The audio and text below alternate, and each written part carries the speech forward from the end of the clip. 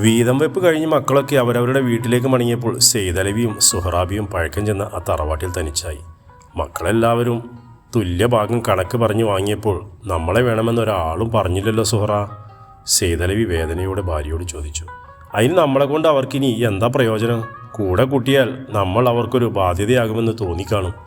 എന്നാലും അവർ 4 പേരെയും നമ്മൾ എത്ര കഷ്ടപ്പെട്ടാണ് വളർത്തിയത്. പ്രായമാകുമ്പോൾ അവർ നമ്മളെ പൊന്നുപോലെ നോക്കുമെന്ന് കരുതിയ നമ്മളാണ് വിട്ടികൾ. സെയ്തലവി നിരാശയോടെ പറഞ്ഞു. നിങ്ങൾ ഇനി അതൊന്നും ഓർത്ത് ബേജാറാവണ്ട. മക്കളോടുള്ള കടമകളൊക്കെ നിറവേറ്റിയില്ലേ? ഇനി നിങ്ങൾ നിയ്യത്ത് ചെയ്ത പോലെ ഹജ്ജിന് പോകാൻ നോക്ക്. നീ പറഞ്ഞത് ശരിയാ, ഇനിയും അത് നീട്ടിവെച്ചുകൂടാ.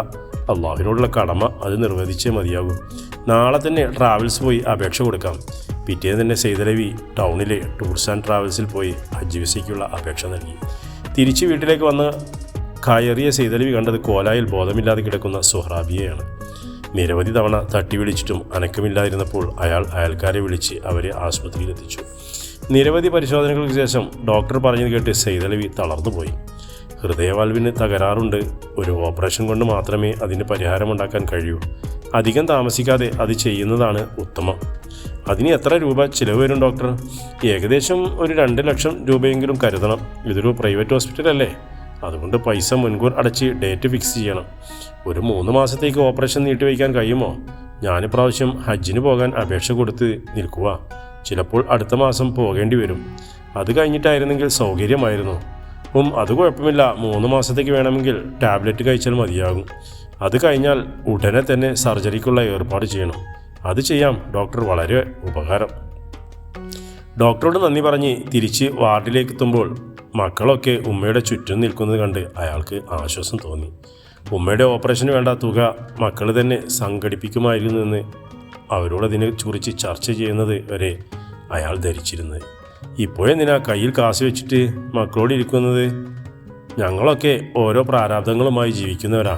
നിങ്ങൾക്ക് പ്രത്യേകിച്ച് ചിലവൊന്നുമില്ലല്ലോ. പിന്നെ ടൗണിൽ ചെന്നപ്പോൾ ട്രാവൽസ് സുക്കൂറിനൊക്കെ പറഞ്ഞിരുന്നു നിങ്ങൾ ഹജ്ജിന് പോകാൻ ഒരുങ്ങുവാണെന്ന്. തൽക്കാലം ആ കാശെടുത്ത് ഉമ്മയുടെ ഓപ്പറേഷൻ നടത്താൻ നോക്ക്. ആയുസ്സുണ്ടെങ്കിൽ ഹജ്ജിന് പിന്നോടൊപ്പമെങ്കിലും പോകാമല്ലോ. മൂത്ത മകൻ്റെ പ്രതികരണം തന്നെയായിരുന്നു താഴെയുള്ള മക്കൾക്കും. ഇളയ മക്കളുടെ ഔദാര്യത്തിൽ അവരുടെ കാറിലാണ് ഡിസ്ചാർജ് ചെയ്ത് സുഹ്റാ ബീവിയെ വീട്ടിലെത്തിച്ചത്. രാവിലെ ഇറങ്ങിയതാ വീട്ടിൽ നിന്ന്. കുട്ടികളൊക്കെ എന്തായി കാണുമെന്നറിയില്ല. ഞങ്ങളെന്നാൽ ഇറങ്ങട്ടെ. മക്കളെ ഓർത്തുള്ള ഇളയ മകളുടെ വേവലാതി കണ്ടപ്പോൾ തങ്ങളും പണ്ട് ഇതേ സ്വാർത്ഥതയുള്ളവരായിരുന്നെന്ന് സെയ്തലവി ഓർത്തു. ഞാനിത്തിരി കഞ്ഞി ഉണ്ടാക്കാം, നീ തൽക്കാലം അത് കുടിച്ചിട്ട് ഗുളിക കഴിക്കാൻ നോക്ക്. 2 ദിവസം അങ്ങനെ പോകട്ടെ, അതുവരെ നീ റെസ്റ്റ് എടുക്ക്, ഭാര്യയോട് പറഞ്ഞിട്ട് സെയ്തലവി അടുക്കളയിലേക്ക് പോയി. മക്കൾ പറഞ്ഞത് നിങ്ങൾ കാര്യമാക്കണ്ട. പടച്ചോനോടുള്ള കടം വീട്ടിൽ വയ്ക്കണ്ട. നിങ്ങളെന്തായാലും ഹജ്ജിന് പോയിട്ട് വാ. ചൂട് കഞ്ഞി ഊതി കുടിക്കുമ്പോൾ സുഹ്റാ ബീവി ഭർത്താവിനെ ഉപദേശിച്ചു. ഉള്ള കാശുമായി ഞാൻ ഹജ്ജിന് പോയി വന്നാൽ തിരിച്ചു വരുമ്പോൾ നിൻ്റെ ഓപ്പറേഷൻ എങ്ങനെ നടത്തും? അതപ്പോയല്ലേ, ആ സമയത്ത് എന്തെങ്കിലും വഴിയുണ്ടാവും. ഇല്ലെങ്കിൽ വിധി പോലെ വരട്ടെ. ഇന്നല്ലെങ്കിൽ നാളെ നമ്മളൊക്കെ മരിക്കേണ്ടവരാ. നിങ്ങൾ ഹജ്ജ് ചെയ്യുമ്പോൾ എൻ്റെ ദീർഘായുസിന് വേണ്ടി ദുആ ചെയ്താൽ മതി. പരിശുദ്ധ ഹജ്ജിൻ്റെ ഫലം നമുക്ക് കിട്ടാതിരിക്കില്ല. നീ പറഞ്ഞത് ശരിയാ. ആയുസ്സിന് ഉടയവൻ അള്ളാഹു അല്ലേ? അവന് വേണ്ടി ചെയ്യുന്ന സൽക്കർമ്മങ്ങൾ കൊണ്ട് ചിലപ്പോൾ നിനക്ക് ശിഫയുണ്ടായിരിക്കും. ഒരാഴ്ച കഴിഞ്ഞപ്പോൾ ട്രാവൽസിൽ നിന്ന് വിളി വന്നു. സുഹ്റാ വിസയ്ക്കുള്ള കാശ് കൊണ്ട് ചെന്നടയ്ക്കാൻ പറഞ്ഞു. ഞാനെന്തായാലും ട്രാവൽസിൽ പോയി ക്യാഷ് അടച്ചിട്ട് വരാം.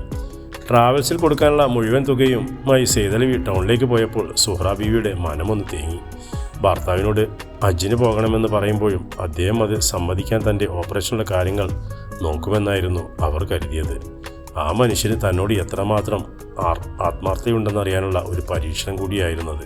പക്ഷേ തൻ്റെ മക്കളും ഭർത്താവും സ്വാർത്ഥമതികളാണെന്ന് മനസ്സിലാക്കിയ സുഹ്റാ ബീവിയുടെ കണ്ണ് നിറഞ്ഞു. ഉച്ച കഴിഞ്ഞപ്പോൾ സുഹ്റാ ബീവി എന്ന് വിളിച്ചും കൊണ്ട് സെയ്തലവി ഉമ്മറത്തെത്തിയപ്പോൾ അവർ ഉറക്കം നടിച്ച് കണ്ണടച്ച് കിടന്നു. വിസ ശരിയായി കാണും. ആ സന്തോഷ വാർത്ത തന്നെ അറിയിക്കാൻ ഓടി വന്നതാ ദുഷ്ടൻ. സുഹ്റാ ബീവി മനസ്സിൽ പറഞ്ഞ് അനങ്ങാതെ കിടന്നു. നീ ഉറങ്ങുമല്ലെന്ന് എനിക്ക് മനസ്സിലായി കേട്ടോ. പിന്നെ നാളെ രാവിലെ തന്നെ ഹോസ്പിറ്റലിൽ പോയി അഡ്മിറ്റാകണം.